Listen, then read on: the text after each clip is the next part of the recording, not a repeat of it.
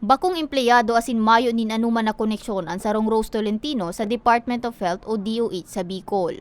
Ini ang pigtawan doon ni Dr. Rosa Maria Rempilio, Local Health Support Division Chief kanasabing ahensya. Matapos na makabot sa saindang kaaraman ang paggamit ni Tolentino sa ngaran kan saindang direktor na si Dr. Ernie Vera ngani makapangagad nin donasyon.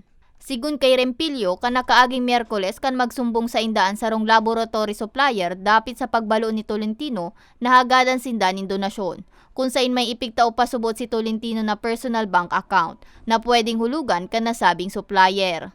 The least we can do is yung magpalabas ng abiso na huwag maniniwala sa mga humihingi ng donasyon sa pangalan na ginagamit ang pangalan ng aming RD Vera and ng aming opisina. Hindi po gagawin ng aming opisina yon. Dugang pa niya, bakuin niyang primerong best na may nagamit kang pangaran kan sa indang opisina para mang-aprobitsar o mang-scam. Meron na ding instance na ginamit yung pangalan ni RD Vera, humihingi ng load, cellphone load. One time naman humihingi ng donation for an event na apparently kami daw ang nag-organize, tas kinulang, humihingi na additional funding assistance. Pero hindi naman ganun ang DOH. So ganun.